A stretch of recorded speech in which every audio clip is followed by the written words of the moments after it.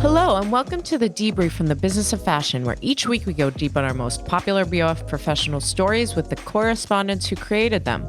I'm Lauren Sherman. At first glance, there's little to distinguish Pangaia's minimalist white sneakers from the crowd of others on the market. But in small black print emblazoned across its shoes, the brand claims differences. Instead of using leather or fossil fuel-based synthetics, the shoes are made from grape and plant waste, according to a recent Instagram post. Text printed on the shoe bills them as circular in production and design. The material is one of dozens of fabric innovations beginning to hit the market with flamboyant billing as game-changing eco-conscious alternatives to leather, which has come under fire for its links to animal cruelty and environmentally harmful industrial agriculture. But how much less harmful are materials like this really? Today, I'm joined by BOF's Chief Sustainability Correspondent, Sarah Kent, to attempt to unravel the mystery.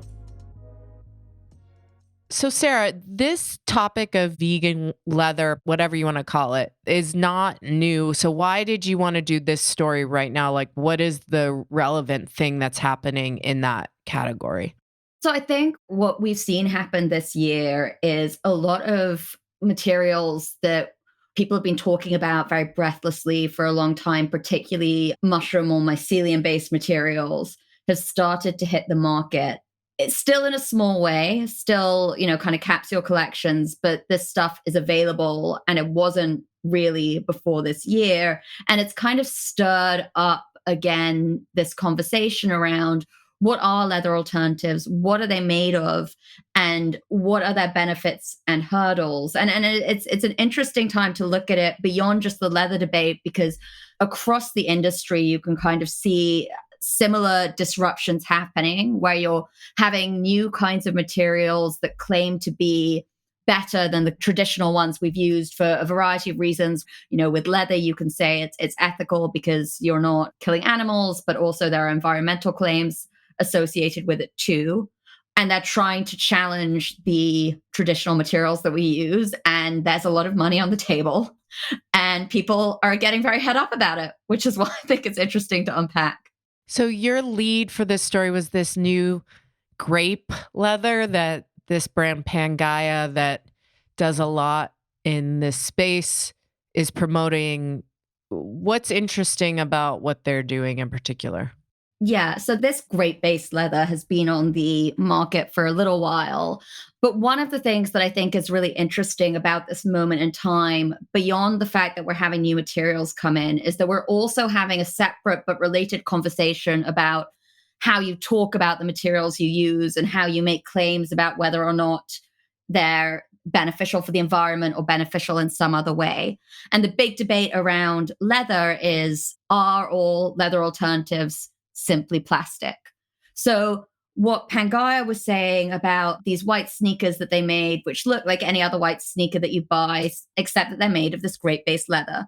And Pangaia was describing this material as very different to the other types of materials you would find on the market, either leather or essentially plastic, fossil fuel-based materials.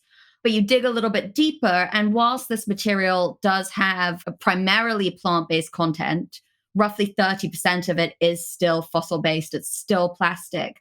And so you have to be very careful and very switched on to understand what it is you're buying as a consumer. And that I thought was also very interesting. It reminds me of the milk debate, like almond milk, rice milk, whatever, MYLK. You're going to call it an almond plant-based drink, et cetera, because it's not technically milk. This stuff isn't technically leather.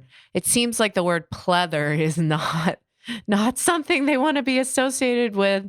They don't want to talk about the fact that there's plastic being used here. Like, what kind of language is bubbling up as appropriate or something that people seem to be really comfortable with across the board?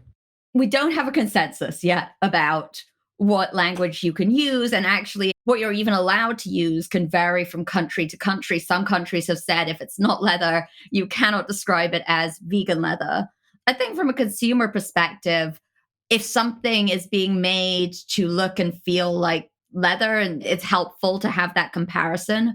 But what you want is to really understand what it is you're buying. So if it's a leather alternative and it's plastic, that should be clear. And if it's a leather alternative and it's made of a certain proportion of plant-based material, that proportion should be clear. And you shouldn't be made to feel like you're buying something that is kind of a magical new material that's just made of plants and will decompose and just go back to the earth and cause no harm, if that's not what is indeed the case. And no material fits that bill yet. We've not yet found that mystical material that we can make lots of stuff out of that does not harm the environment. With a lot of things that you cover and in fashion in general, the regulations on this stuff seem to be, they exist, but like these regulatory bodies that are implementing them really don't have a lot of authority. It feels like what are the regulations that are in place? Like what are different groups trying to do to make this more easy for the consumer to understand, but also just to like monitor these companies? It's super messy. It's super messy. And So messy. the regulation is taking shape. And you and I have talked about this before, where it's taking shape most aggressively right now is in Europe, where they are trying to figure out a framework to measure impact that they want to put on products.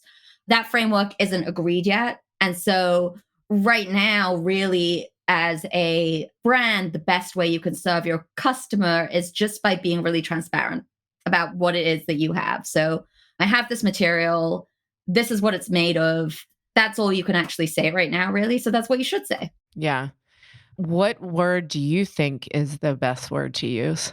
Instead of vegan leather Or pleather or whatever? or pleather, I don't mind saying vegan leather. I just think you have to then be transparent on the other side of what you mean by that.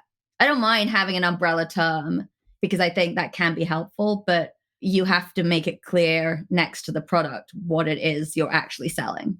I'm still a fan of pleather. I say, bring back pleather. Reading this piece, I was like, oh yeah, pleather. You're getting nostalgia, Lauren. Yeah, it feels retro or something. So we've talked pleather. What are companies doing to create plastic-free leather alternatives that you can actually use that are less, trying to make this less confusing? Like, where is this market going? The problem with this conversation is that plastic is actually a really good material in many ways in terms of functionality. And even a lot of leather products will have a plastic coating on them to give them all kinds of different performance abilities, whether that's to enhance durability or, you go outside in the rain with your leather handbag and it doesn't get horribly stained when you get it wet. That is probably because it has a plastic coating. So, one of the big challenges that the industry faces in trying to really eliminate plastic is that there isn't yet a very good alternative to get all of that functionality. So, in terms of stuff that's likely to hit the market in the near term, you're going to be looking at stuff with a reduced plastic content rather than no plastic content. But there's a lot of like pretty cool, crazy sci-fi stuff going on, about just growing this stuff in the lab, similar to what you're seeing with the meatless meat type stuff. They're trying to do that with leather too. But it's quite far from coming to market still. So what's this thing that Allbirds invested $2 million in last year? Natural fiber welding. And the name of their leather alternative is Mirum?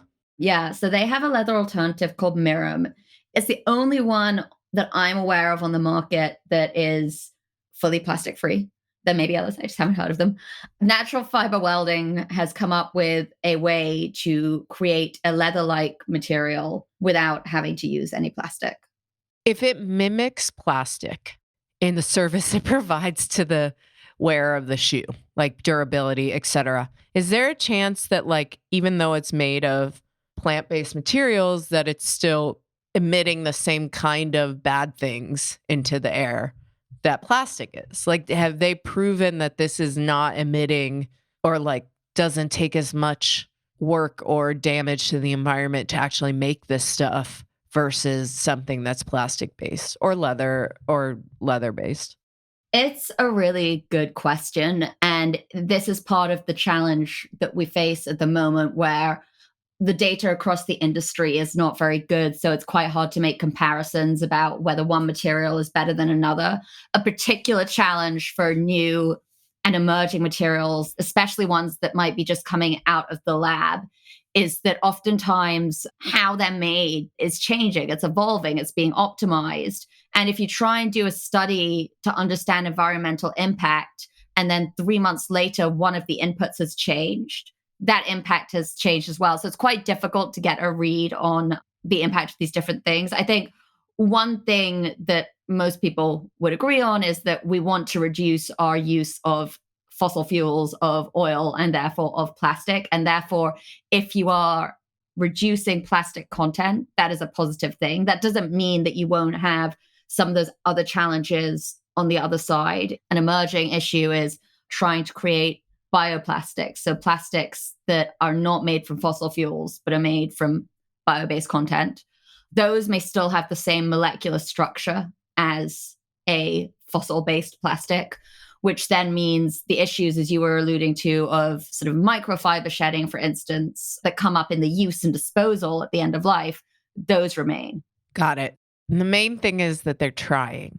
They're trying. All other things aside, it's a cool technical innovation. This is sort of science fiction style stuff. It's really interesting. So before we go, let's do an update on mushroom leather. Because I'm not sure if the last time we spoke, but we did a pod on the mushroom leather and everything. So what's going on in that space? I know there have been some mushroom leather things that have come to market. Do you feel like they're getting somewhere and that we're going to start to see it go mass, or is it still another 5 years out or never out? It's not never out. I think we're a little while from mass. A lot of the companies that have brought products to market this year are in the process of building much larger production facilities that should come online in the coming year. So we should start to see a lot more products come to market, but it's still going to be far from the scale of what we're looking at when it comes to really established supply chains for things like leather or indeed pleather, because they've been around for much longer and you've got much greater capacity in the market for them. Sarah, what are you most excited about when covering this? Because I'm sure in 6 months or a year, you're going to be doing another update. I think getting beyond that kind of initial exuberance that comes with any kind of new tech innovation where everyone's just like, oh my God, this is so new, it's so exciting, and actually digging in to understand what the possibilities of these new materials are and what we could do with them. And I think one of the questions that you asked earlier around what should we call these materials, should we be talking about them as alternative leathers? I think there is this emerging conversation within this space where people are like, we're creating something brand new. We're creating a new material. Why are we just trying to mimic leather? Why can't we try and see what the properties of this material is that could be distinctive and something people haven't experienced before? And where can we take that? And I think that's going to start to emerge over the next 12 to 18 months. It'll be really interesting. We could get some crazy kind of new textures and things like that. Sarah, as always, thank you for joining me. It was so lovely to catch up. Thank you for having me. Talk soon. Bye.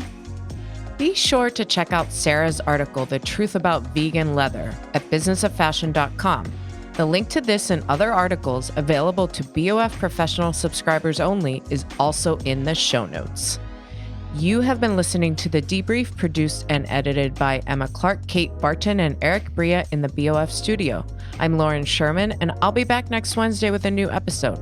Thanks so much for joining us, and be sure to follow us wherever you get your podcasts. You can join BOF Professional today with an exclusive 25% discount on an annual membership covering key industry topics from sustainability to technology to marketing, with access to our case studies, live events, and iOS app. To get this special offer and benefit from 25% off of a membership, head to the link in the episode show notes or enter the coupon code DEBRIEF at checkout. Visit businessoffashion.com/memberships.